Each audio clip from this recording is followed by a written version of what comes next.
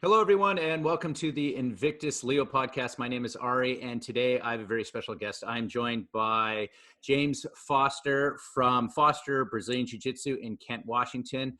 James is a fourth degree black belt in Brazilian Jiu Jitsu and is a multi-time Masters World Champ. James, thanks for joining us. Hey, thanks for having me. So, James, it's no secret that I'm a big fan of yours, and we were supposed to see each other actually in a couple of weeks because we were going to do the Invictus seminar down in your area. We're going to have the meet and greet at your school, and then we're going to just do it at the police academy just a little further south, I believe. So that didn't happen, but what we're going to do is reschedule that in the future. And the reason it didn't happen is because of the COVID crisis and what's going on. Absolutely. And one of the biggest topics that's happening in the Brazilian Jiu-Jitsu world and martial arts world right now is schools are having a difficult time seeing the future and how they're going to stay open. It's affecting every single one of us. There's not one school that is open. So how are you managing with the school closed, and what strategies are you thinking about to employ to continue on? Well, the main thing for us is that we have a pretty good wealth of resources as far as online technology to utilize for this. So I had a lot of backlogged content and stuff that I was able to repurpose for this, and I've been shooting a lot of new footage to share with my students during this time, a lot of solo drills, and then just started utilizing Zoom to do virtual classes with my students. So I think if there were any time in history for this to happen, this is probably the best time as far as the tools and resources we have. So for me, it's just been trying to continue to provide value and content for my students and looking at different ways to do that the most efficiently, especially taking into consideration a lot of people maybe don't have somebody they can drill with at home. I do think we'll see a lot more wives coming in and getting into jiu-jitsu after this, because we have a lot of, pseudo training partners now. The wives are becoming training, drilling partners and everything. So yeah. I think that's pretty cool. Maybe that'll get them into it after the fact. But, I kind of saw the way this was trending. So I shut my school down before it was mandatory here. So I believe yesterday, time is just a construct, right? I can't remember how long ago it was, but I think it was 3 weeks ago now already. 3 weeks ago today that I closed my academy down. And, I figured it was heading in the direction to where it was going to be made mandatory anyway. And I was noticing a lot of students that were concerned, and obviously my number one concern is the well-being of my students. So the more I looked into the data, the more I researched this, I thought, man, unfortunately our sport or our martial art is one of the absolute worst for spreading this disease. So made the choice to shut down and switch to online training resources, virtual resources. That's kind of what I've been doing every day, just trying to figure out new ways to interact and help the students. And the beneficial thing I see about Zoom is actually being able to see one another and the teammates being able to see one another and interact.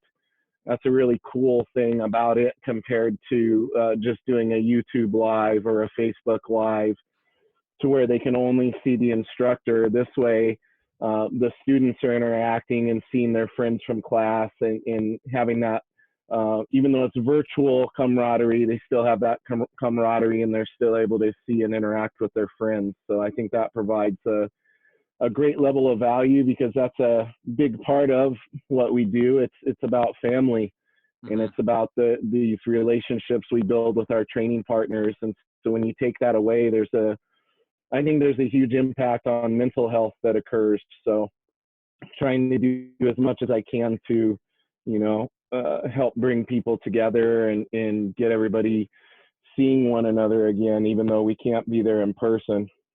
Well, how are you finding that virtual classroom thing? Because I'm assuming you set it up on your mats and you're kind of doing stuff and then everyone's kind of chiming in. I mean, there's a lot of things going on. So how do you manage that? How does that work? Because I haven't done it yet, so I'm curious. So what I would recommend doing and what I'm going to do the next time, because I've only done one Zoom one, and I had to mute everybody while I was instructing. And then I would take a little break and come over and check in and see if anybody had questions. And then I was also, whatever I would show, then I was pointing certain people out and asking them to demonstrate what I showed. So I found that worked really well. And one feedback that I got from the students was that it would be helpful to kind of know ahead of time what I was going to show, so they knew how much space they were going to need.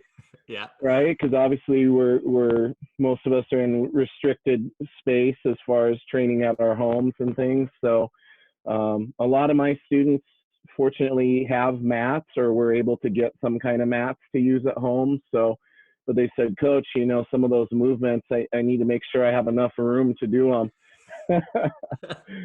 So I think next time I'd definitely go in with more of a lesson plan that they're able to see ahead of time, so they can kind of plan accordingly. Would be very beneficial. The other co-founder of Invictus, Jason Repsch, which you know very well, Yep. we were chatting about this, and we think that one of the byproducts coming out of the whole COVID crisis is you're going to see a lot more kind of Gracie garages, and people are going to build a little thing. Like, I'm actually going to do it too.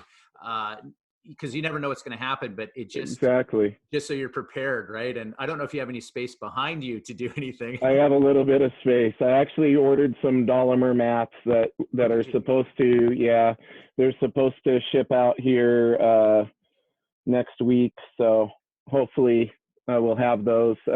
My academy is about 40 minutes from here, so it's not well, probably without traffic now, or without as much traffic, I can get there in about 25 minutes, but yeah, it is a little bit of a commute. So having the mats here at home, I made that purchase because I believed that it would give me the opportunity to provide more training opportunities for my students if I had that right here in my house.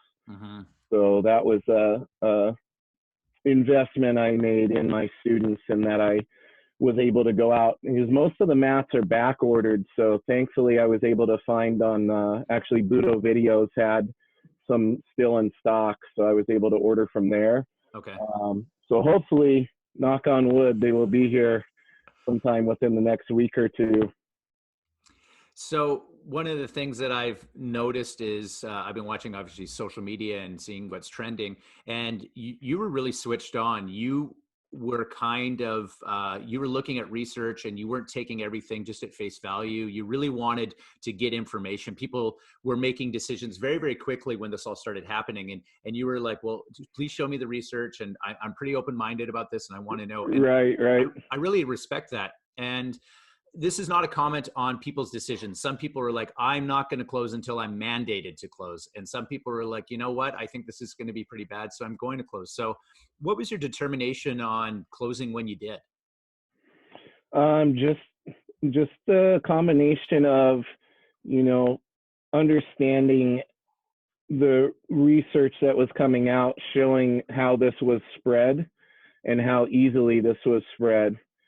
And then thinking about the nature of our sport, and just determining that obviously, you know, wrestling around with each other wearing a bunch of wet rags was probably not the most sanitary means of keeping each other from passing this on. Mm-hmm. And then being mindful that, yeah, you know, we individuals had a little bumped up immune system and whatnot, but that doesn't mean we can't spread it to somebody who spreads it to somebody that doesn't have as great of an immune system or has issues. And that was really early on too, when, you know, the misinformation that only old people were having problems with it was coming out, because the sample size was so small and the data they had was coming out of regions where it was impacting a lot of older people. Now, the current research is showing a lot of information coming out that, you know, there's 20 somethings who are intubated right now. I have a friend who has a friend that just passed away from it, and she was only 29.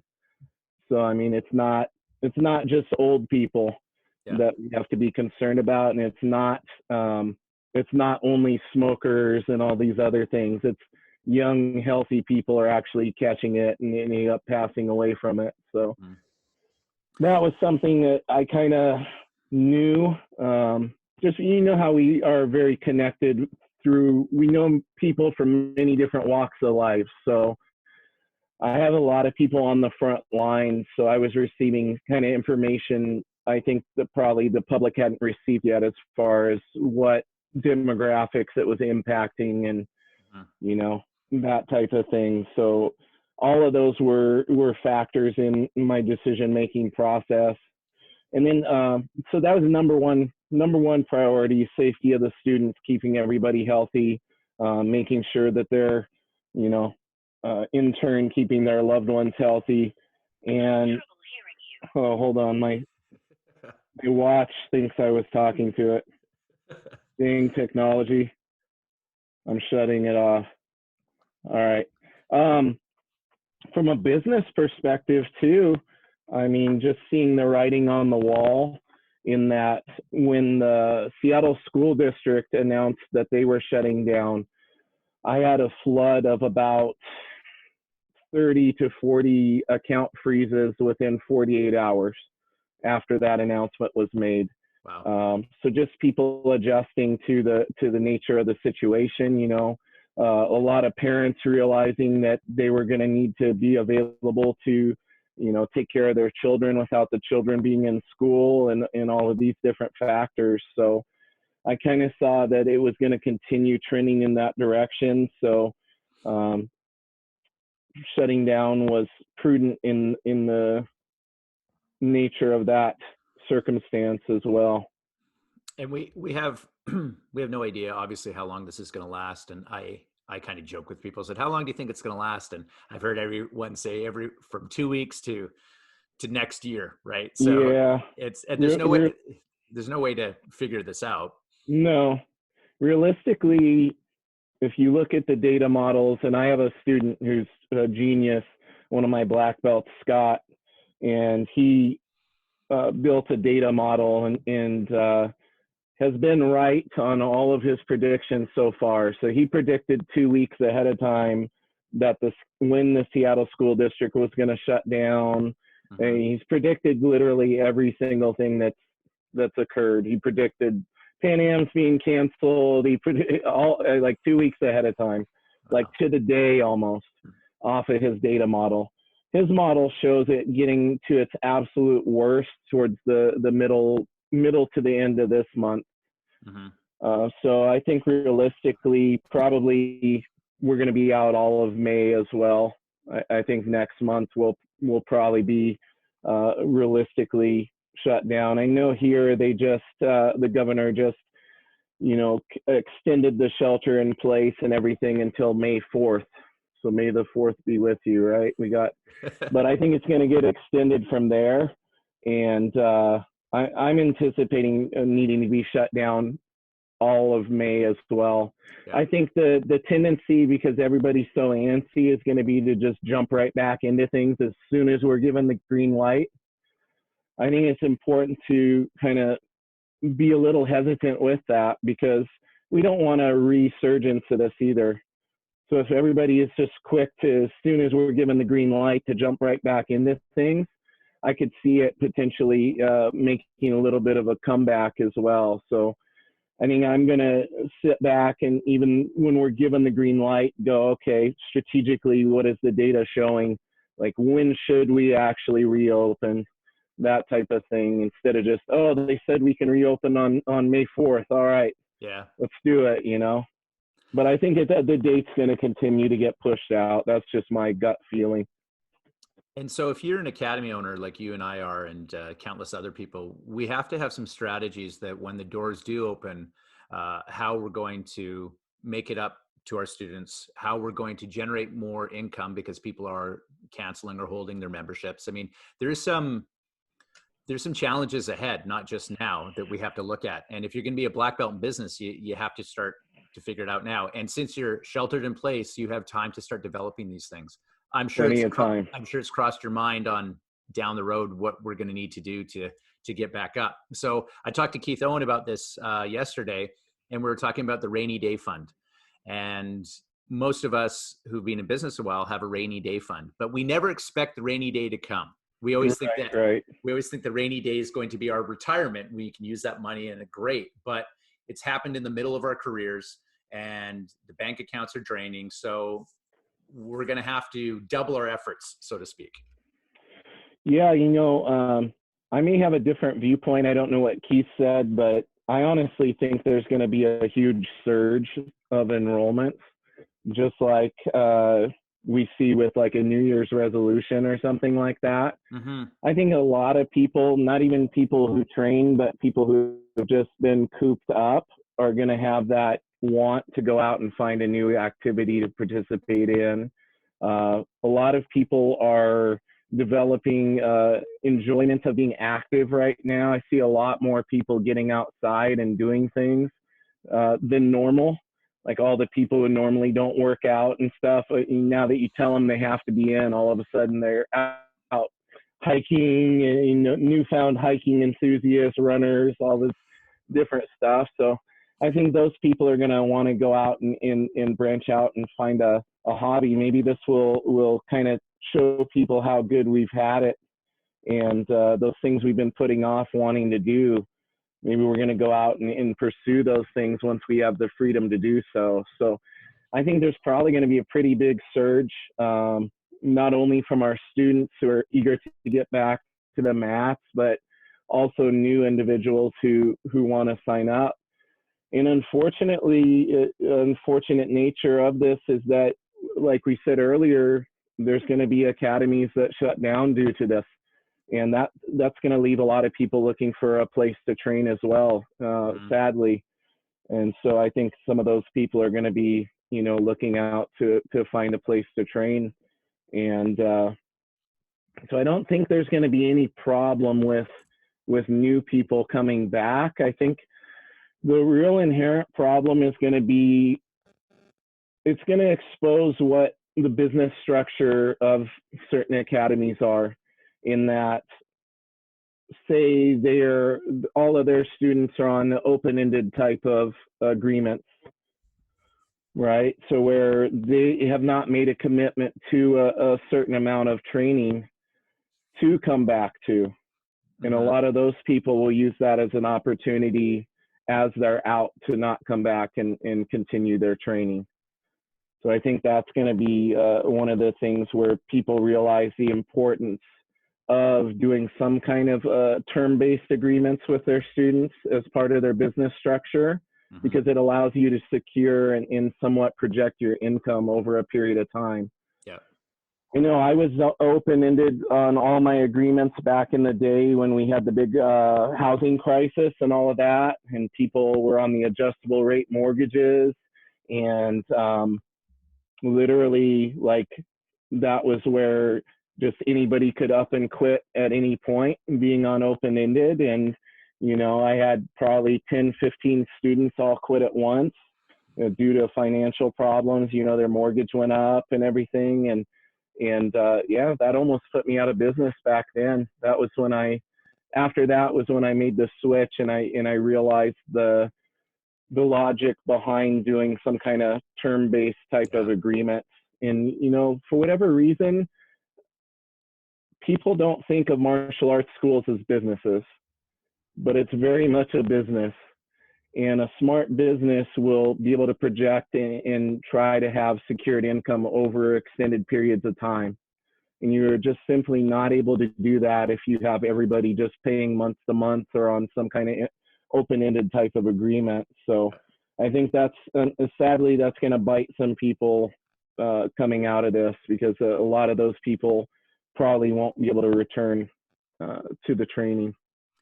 And I agree with you, because my business actually turned a corner when I started doing contracts and agreements as well. Did that about 10 years ago. And that was a huge thing for me as well. So I totally agree.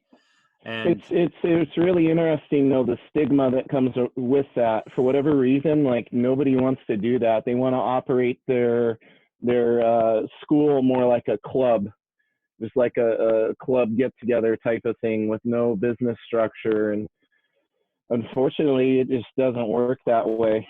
And if you want to have longevity in this industry.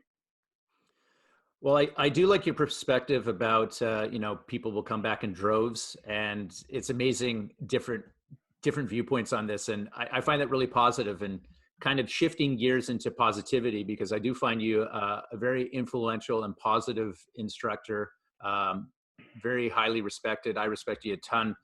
And I appreciate that. I want to talk to you about your experience at the IBJJF Masters. You're a multi-time world champion, the super heavyweight division. Ultra. There's one above super. Okay. Ultra. Ultra. What you wouldn't know. I mean, the listening audience is like, James is this big. So talking about positive mindset and competition and stuff, like what's your advice for prepping for the mat and for competition? What do you go through? For me, like I really made a big shift in how I prepare for competing. So 2013 was kind of when I had an epiphany. I was down there all alone to compete at Master Worlds, and or was that? Yeah, it was Master Worlds. Yeah, 2013 Master Worlds. I was in my hotel room. I was doing my normal thing. I was getting super nervous and worked up. And the night before, like my heart was racing. I was getting in my head. I was, having all these negative thoughts and being doubtful and just self-sabotaging. And I didn't like the way that felt. And I experienced that before. And I kind of had a breakthrough just sitting there thinking. And I was like, why am I, like, I don't get worked up over going in and rolling at class. Like, why am I getting worked up? All this is rolling with different people in a different setting. So why am I getting so worked up over this? Why don't I try approaching it like I would approach just going into class and training? Like, what's the worst that could happen? I'm already falling apart mentally anyway. Because I knew I was self-sabotaging. I knew I was going to go have a bad performance if I continued down the path that I was on. So I made a decision the night before that when I go to the tournament, I'm going to do the same warm-up routine I do at class before I roll. I'm going to do the same stretches. I'm going to follow the exact same thing that I would do at the academy. And so I went to the tournament the next day, and I did that. I followed my routine. I didn't put, because I thought of this too. I'm like, every time I go and compete, I put my headphones on and I listen to this angry music and get myself all amped up. I'm like, I don't listen to music normally when I go into roll to train. So why am I doing that before I compete? If I'm trying to emulate what I do at the academy and translate that onto the mats at the tournament, why am I doing different behaviors than I would do in the academy? So didn't wear headphones, didn't listen to music, didn't hide myself from the noises going on around me at the tournament, which was something I used to do because the loud noises and things would make my heart race and all of this. So instead I put myself in the present moment, and I forced myself to, hear the sounds and get used to that. When I did my normal warm-up that I would do at the school, I didn't listen to the music. I didn't get myself all psyched up. And I went out and I ended up taking silver that year. So I barely lost in the final. Like I just lost on points. I had him in a tight Ezekiel choke in a punch choke at the end of the match. But he was able to edge me out on that one. But that was a huge breakthrough. And then from there, I started studying the mental game in depth, because I was like, oh, this cliche mental training thing everybody talks about, maybe there's something to this, because every top level athlete, if you ask them what an integral part of their routine is, they will tell you they have a mental coach or they do mental training. from Kobe Bryant to Michael Jordan, you name any top athlete in any sport, they will cite the importance of that. But everybody brushes that off for whatever reason, myself included at the time. It's like you look at it like mumbo jumbo or something, right? Mm-hmm. But after having that experience where I kind of did that experiment and I stumbled upon some of those things myself, I took a deep dive into the mental training, and that's really what put me on course to being able to replicate that mindset every time I go and compete, and be able to put myself in that zone every time I compete, through the tools that you learn with the mental training.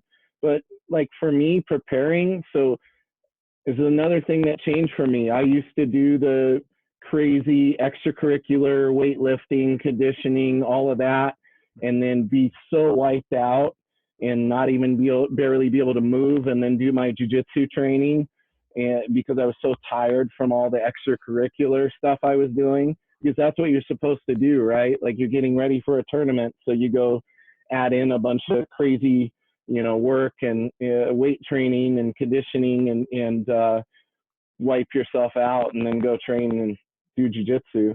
So I switched that around. I was like, I look at it this way. I have a limited amount of resources. I have a cup of resources here, right? And I can allocate those resources to certain things. Well, if I'm trying to be ready for a jiu-jitsu competition and I want to be good at jiu-jitsu, why am I taking a large portion of those resources and putting them to something else? So I took those resources and I kept them in the jiu-jitsu cup, and I allocated them all to jiu-jitsu training. And my training for competition is really simple. I will roll for an hour to 2 hours straight, one partner after the other, for the duration of my rounds at the competition, which now, being in the Master 3 division, is only a 5-minute round, which people go, oh, 5 minutes, so much easier. Not when you have less time to accomplish something against people who are 10 times more experienced and multiple-time world champions themselves. 5 minutes is not a lot of time to do stuff. It is not easier. It's actually way harder. But I will do 5-minute rounds in literally no breaks, one person after the other, for an hour straight. Because if I want to be in shape to roll, I want to put my energy towards rolling. Right. So that's what I switched to doing several years ago. I do that for, obviously I build my way up to that within the 4 to 6 weeks training I do ahead of the tournament. I don't start off and maintain that the entire time. I peak towards the end. So maybe the halfway point is when I've hit that, and I'm starting to hit those hour-long rolls like that, one person after the other, fresh people, starting standing just like we would in the competition. So for me, that provides an incredible level of confidence, because I go, man, at most I'm probably going to have to win 4 or 5 matches. So if I can do an hour straight or even 2 hours straight of 5-minute matches, going to the tournament's like easy. That's easy in comparison. 2018, I did 5 matches in 5 matches in my division to win, and then I ended up not winning the open division, but I had 3 matches in that. So I ended up taking bronze in the open, because I finally started to get a little fatigued. I hadn't planned on doing the open division. I just kind of did it, for a fun test. And then about 3rd match in, I was like, oh, I started making some dumb mistakes, because I was noticing I was getting a little tired. But yeah, 8 matches, I still felt good, So I know if I can put in that kind of training and that amount of rolling, going in and doing several matches in a tournament where you actually have some breaks in between the matches, it's not that tough. So that provides a great level of confidence going in. You should always try to perform and put in the work at the academy that you want to translate in the competition. So I think that's that's something where people completely shift how they train to where, no, we're trying to replicate our best version of ourselves from training. That's where the focus needs to be, not changing things around just because it has the label of being a tournament. So how do you translate that to, because not everyone is jumping on the world stage and things like that. And I have some students that suffer from anxiety, and I know that there's many students that suffer from anxiety. And I've had chats with them about, it's even tough for them to come to class because whatever their anxiety is about, it haunts them. And some of it is like, I get worried about rolling. How would you give advice for those people who have the anxiety just about coming to class? I think a lot of people who deal with anxiety, oftentimes when it comes to jiu-jitsu training, they'll put unrealistic, really lofty goals up for themselves.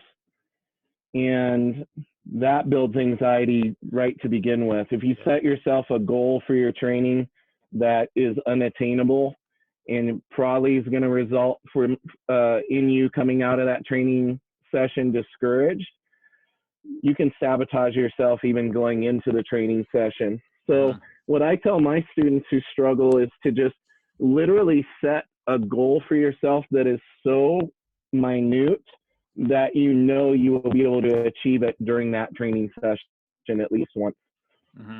For some people, the goal could be to just show up to class and be on the mat too. They don't necessarily even have to participate. If they have an understanding instructor who is there to encourage and support them, the instructor is going to help them participate to whatever level they're comfortable with working within. So I think it's important for instructors to be understanding of individuals who have anxiety and struggle with depression and these different factors, is that we are there to support them. We're not there to make them feel worse because they already feel bad about themselves and the things that they're dealing with. So I always try to be supportive in I will give them a nudge and push them outside their comfort zone when needed, but I want everybody to set realistic and attainable goals for each training session. That could be something as simple as, when I spar today, I'm going to grab the collar at least one time. Pretty much anybody can grab the collar at least one time during sparring, right? So, there you go. You already had your win. But instead, we get these lofty goals. I'm going to pull off this crazy inverted triangle or something. Right. Well, of course, it's going to be difficult, right? Coach, I can't get the move to work on you. Yeah, I've been training a little while. It's probably going to be pretty hard to get that one to work on me, right? Right. Well, Coach, I grabbed your collar. Yeah, you did. You accomplished your goal. Great job. Nice. Right. That way they come out of it, even if it's a little victory, they come out of it with something positive. And I think that's really important to be supportive of them and give them something that they can achieve each class. And then what happens is that starts snowballing and it starts building to where they're able to achieve more and more each time, instead of just coming in and hitting discouragement every time that they're on the mat. They're going to come away with positives, and they're going to come away the way we should feel after training, which is way better than when we went into the class. Right. Which brings me to another point, and I'm going to kind of translate this to law enforcement. So I know that you have lots of cops that train with you. Yep. You're kind of involved in that. You were going to be involved in the Invictus seminar and that type of thing. And what I find with police officers that don't do jiu-jitsu, that have jumped into it, is I think they're looking for a quick fix. They don't understand the marathon that is jiu-jitsu, because they're so used to, here's your little bite size, how to do something, take it away, do the next thing. The attention span seems to be very, very low. Again, a marathon, not a sprint. So that's the challenge that I find with other cops when they come in, and they don't have those small goals. They should be just like, I'm going to come in and I'm going to try to survive, or maybe I'm going to get tapped out 5 times today, not 6, that type of thing. So I see that a lot. Yeah. And it's a big blow to the ego as well. And unfortunately, we have to be really careful with how we approach introducing those people to training. We don't want to discourage them. I don't want to I don't want to beat them up. Right. I don't want them to feel discouraged and emasculated or whatever the term may be, depending on the individual. But I want them to come away feeling that they learned something that can help them in their line of work. Mm-hmm. And I want to help them ingrain things into their muscle memory. You know, I don't allow somebody to spar right away. So I think that's beneficial. I don't do a huge period of time, but I make a new individual, if they're brand new to jiu-jitsu, like at least 3 or 4 classes where they are having one-on-one dedicated instruction on fundamentals before they can spar. And then when they do spar, it's all with upper belts who are teaching them and helping them and being controlled and not just beating them up and tapping them out over and over and over. The worst thing you can do is put somebody who's brand new with another brand new person, and then it's just all elbows and knees and both resorting to physical attributes because they just don't understand what to do. So I have a process of introducing them into sparring. I think what happens a lot of times with the law enforcement people, they come in, they get thrown to the wolves right away and come away with a big blow to the ego and that level of discouragement that a lot of times you won't see them come back to the mats. Mm-hmm. And it's really unfortunate because, like you were saying, it takes an extended period of time of consistent training to develop something to the level of having a muscle memory type of reaction.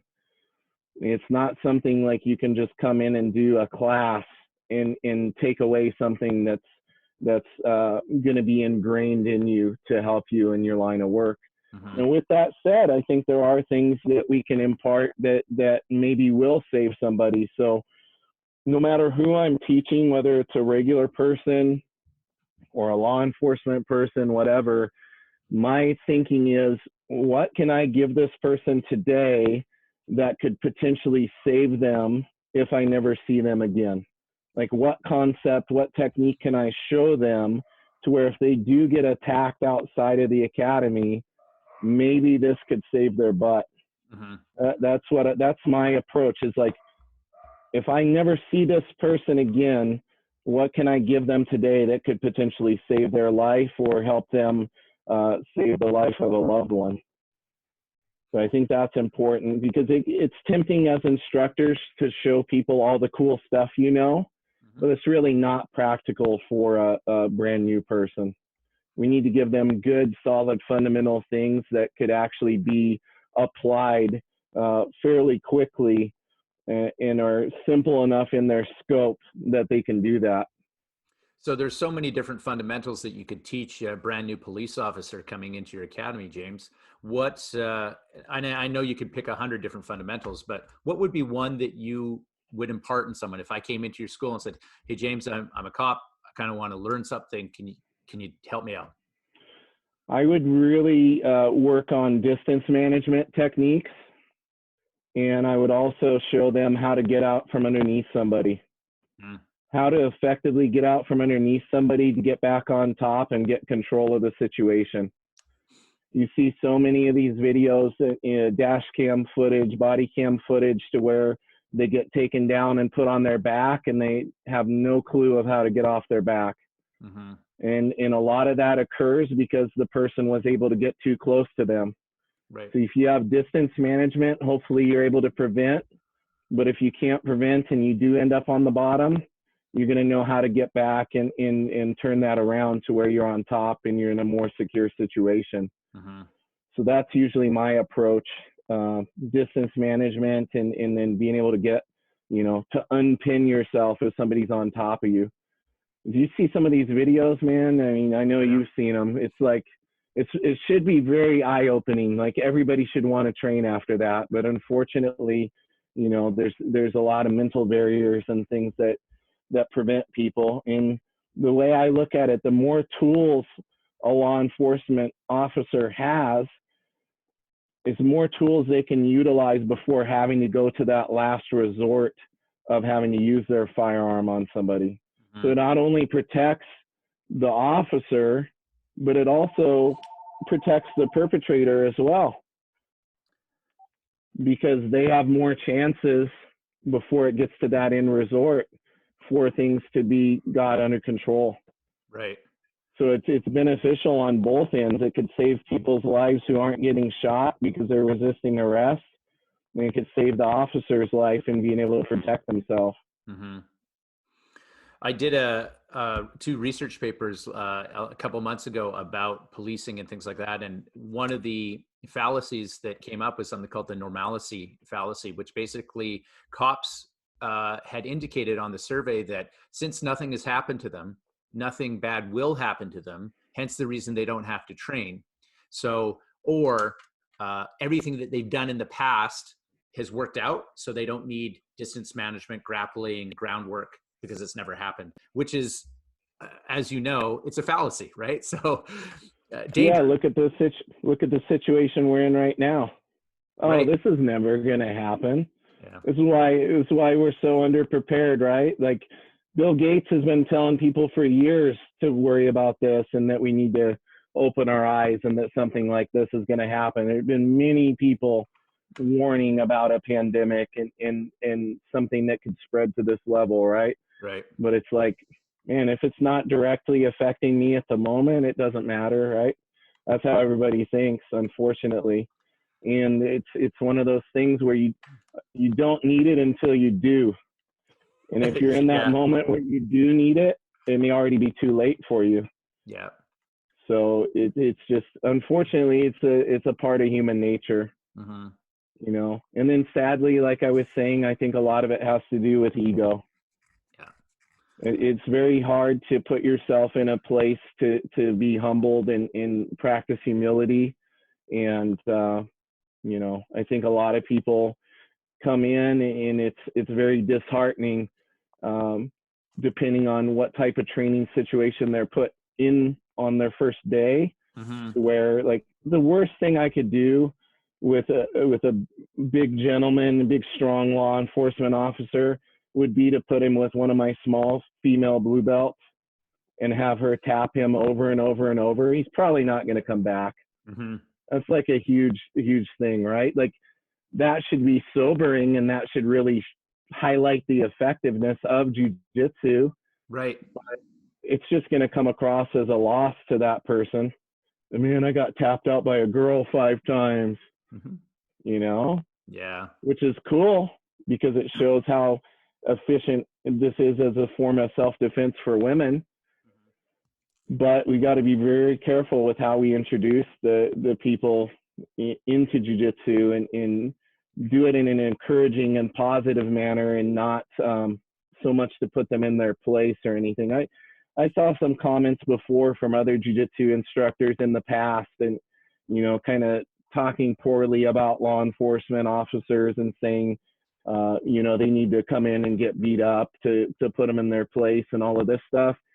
That's the absolute worst thing you can do. If you're wanting them to benefit from jiu-jitsu, why do you want to make them feel bad from about themselves? We should want to encourage them to embrace jiu-jitsu and to not only gain the technical aspects and technical benefits of being a jiu-jitsu practitioner, but also the positive mental aspects and how we can use the principles of jiu-jitsu to become a better person. That's really what we should be trying to impart to these individuals, not just putting them in their place and beating them up.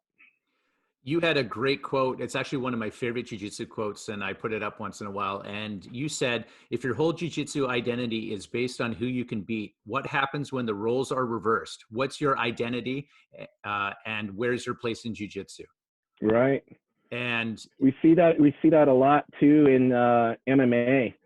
Like a lot of people, when they have the belt and they're the champion for an extended period of time, and then that gets taken away, mm-hmm. we see a lot of mental breakdowns and things occur because their whole identity is so wrapped up in being the champion. Right. Well, unfortunately, life's going to put you in a lot of situations where you're not a champion and you're not going to feel great. And you have to be able to have an identity and have a purpose even during those times, and not just when everything is sunshine and roses. So I think for those of us who are able to utilize a jiu-jitsu mindset, that's why some of us are coping a little bit better, maybe with the situation we're in right now with the COVID-19.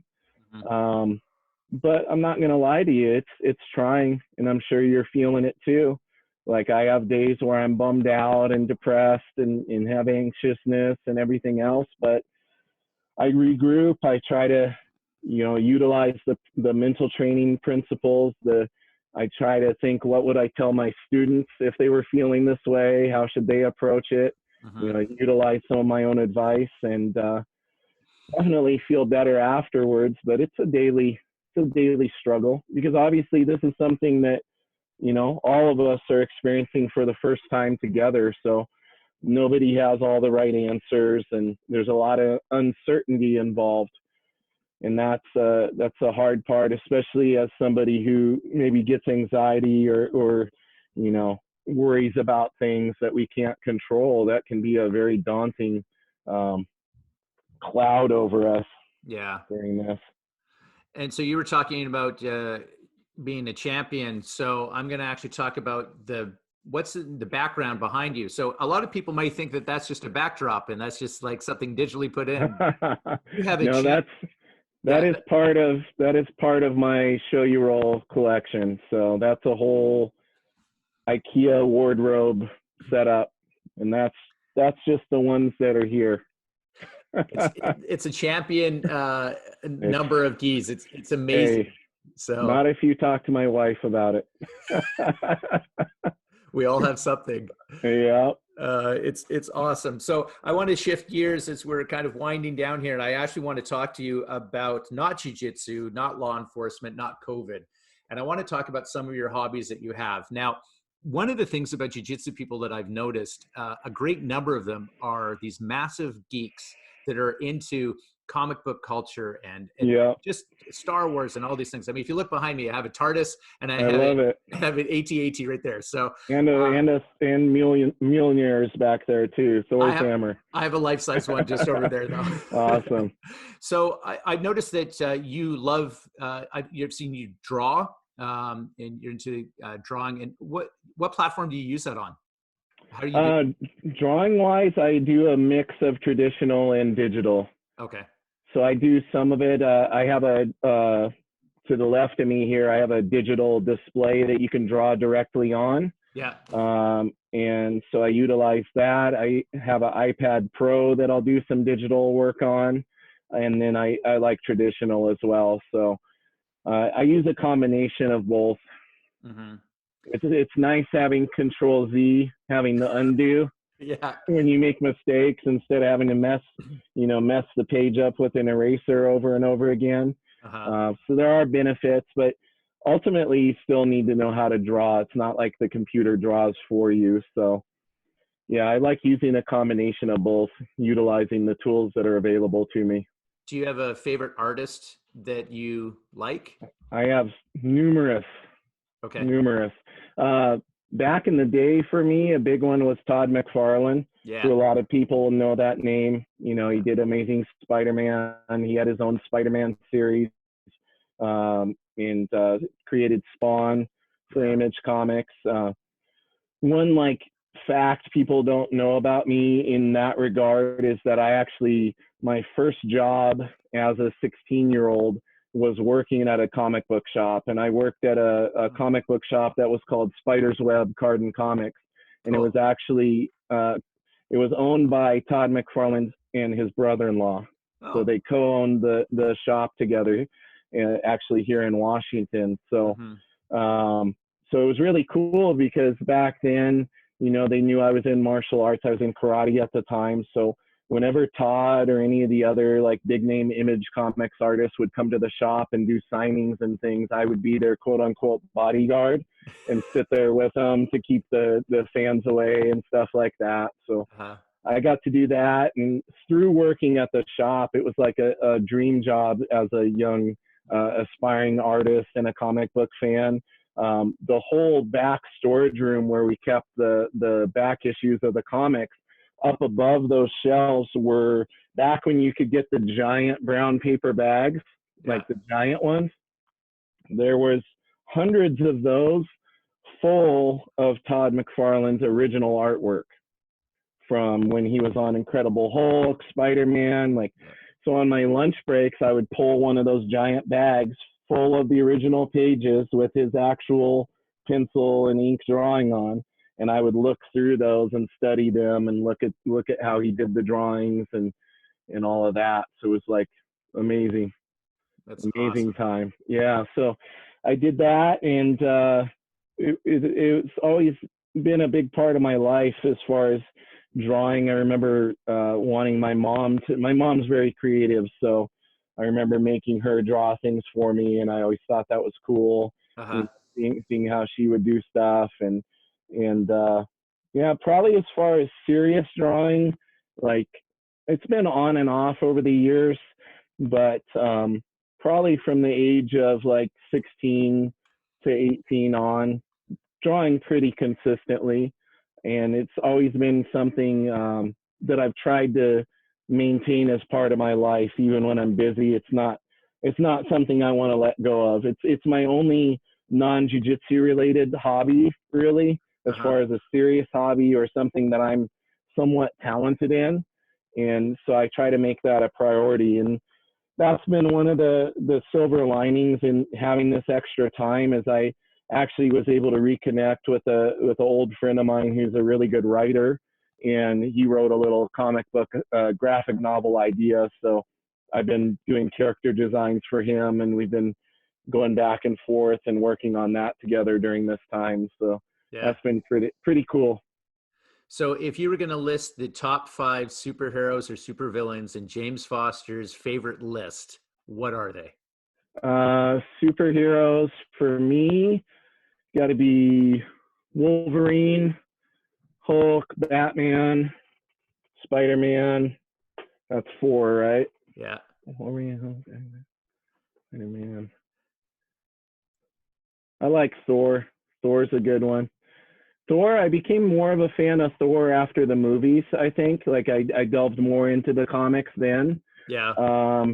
And then villains, you gotta have Joker high up there. Yeah.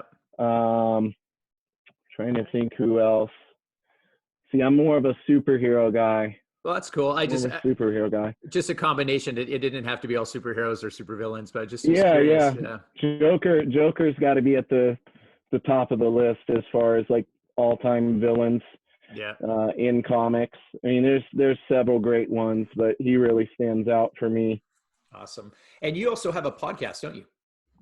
I do. I have the Spartan Underground podcast, which I brought all of my podcast equipment home. So I'm planning to start doing more of those during this time, because the struggle for me with maintaining my podcast and doing it regularly is just being busy running the academy and the business. Makes that difficult because I do all my post-production and everything myself. So, but now I have no excuse, right? I need to get on that. So I have the Spartan Underground. Actually, I think still the most popular episode is the first episode I did with Keith. Oh yeah. So yeah, he's real proud of that. That's like number 1 as far as how many listens we've gotten on that one. So I was actually going to reach out to him about having him on it again. Awesome. And yeah, so I do that. That's just a fun thing for me. I just enjoy talking to different people, and I've had several of my professional comic book artist friends on there. Ron Garney, who's a longtime artist for Marvel, was on there. My friend Tom Nguyen, who's inker for DC Comics, he was on it. So I don't just have jiu-jitsu people on there. I have people on there. My brother-in-law and I did one just on Star Wars. So nice. We do all sorts of different things on it. Cool.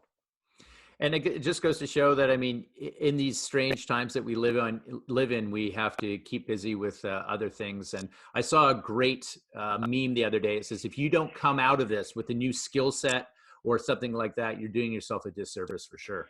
Yeah, definitely. And then on the flip side of the coin, there's going to be people who are so crippled with anxiety and depression as a result of this that, you know, their victory is going to be taking a shower that day, brushing their teeth, getting out of bed.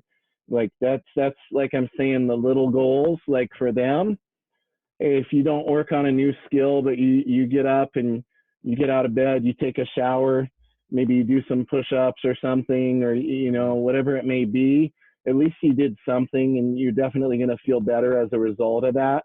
I think it's very important for people to just try to be somewhat active. You're probably not going to feel motivated, but if you're regimented and you make yourself do something, some sort of physical activity, you're definitely going to feel better after doing that. So I know my wife and I have gone on a lot more walks than we normally do. And so that's definitely something that's benefited me. And I have some, you know, dumbbells here and things. So I've been doing some curls and push-ups and basic stuff, but I haven't been putting this lofty goal on myself of, oh, I have to do this huge workout like I see everybody else doing online.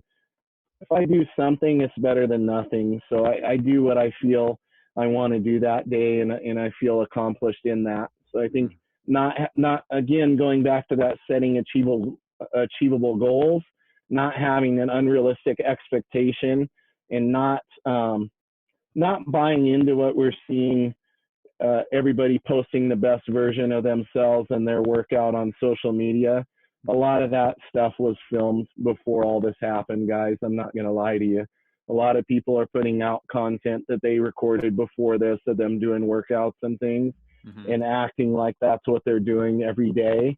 And it's unrealistic. Those people aren't doing that every day. There's a small group of them who probably are, because they're very special individuals. But as far as us normal people, do what you're comfortable with, do something, and definitely utilize the time efficiently and focus on the elements of this you have control and influence over. You shouldn't put mental energy, it's easier said than done, but don't put mental energy towards things that you don't have at least some bit of control or influence over. It's a very valuable exercise I like to share with people, is to take 3 different colored pens and a pad of paper. So say you have a blue pen, a black pen, and a red pen. With the blue pen, you write down everything you have complete control over in your life. With the black pen, you write down things you don't have total control over, but you have some influence over. And with the red pen, you write down all the things you have absolutely zero control or influence in affecting. You cannot control or influence or affect them at all. What you'll notice is you have a huge chunk of red. You got paragraphs of red things. Yeah. You have a smaller section of the things you have influence over in black, and a tiny list in blue of the things you have complete control over. Putting that in front of your eyes and seeing that is a very useful exercise in realizing how much energy how much mental energy, which translates into physical stress anyway. A body doesn't know the difference. Mental stress, physical stress, body looks at it the same way. We realize just how much of that is how much of those limited resources are being put towards things we have zero control or influence over. And for me, what's been beneficial has been backing off from scrolling social media.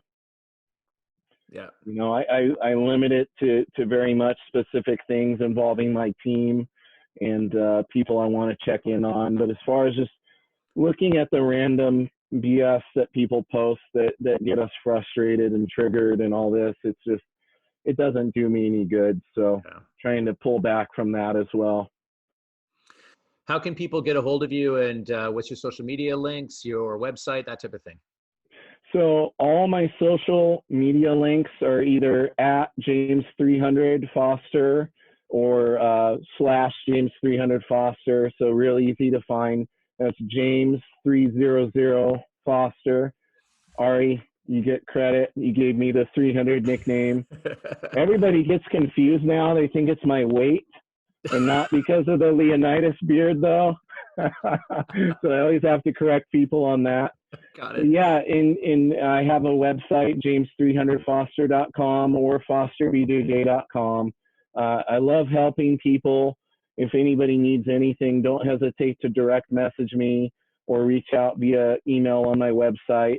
I think the most important thing in the way that we're going to best get through this is by doing it together, Yeah. and being there, not being divided, and being there. In my plan, as somebody, as an academy owner or somebody with some influence in the jiu-jitsu community, is going to be thinking of ways that I can help academy owners who are struggling in the wake of this, and help people, keep their schools open, and help provide them with information and tools that can maybe help them salvage, their academy and keep things going.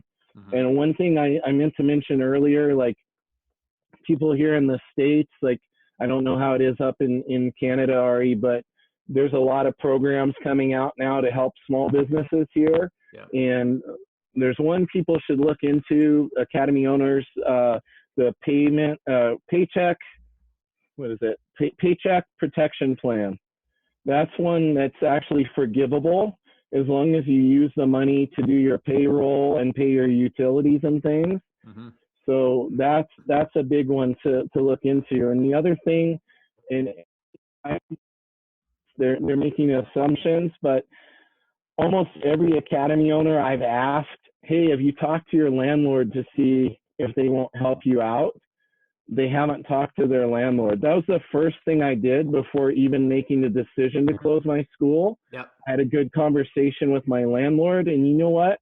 He said, James, the way we're going to get through this is by helping you. So he's being very understanding. And if you think about it like this, what makes more sense? Does it make sense for your landlord or your property manager to help you survive through this? And when everything gets back to normal, they have a tenant that's paying rent every month? Or does it make sense for them to be a jerk and allow you to go out of business and then have an empty space sitting there that they're not going to be able to fill when they come back from all this? I think most smart landlords and property managers are going to go with the first option, which is to try to help people survive so they have security in that. Yeah, I agree. And I did the same thing with our landlord. We reached out. So solid advice. And James, I want to thank you. I find you to be one of the champions in jiu-jitsu. And if people don't know about you, I think that they should. You have sage advice, very wise stuff. So I really do appreciate the stuff that you're putting out. So thank you. Well, Ari, that means a lot coming from you. I really appreciate it. And thanks for having me on today. My pleasure. Okay. Right. This is the Invictus podcast with James 300 Foster. Take care, guys.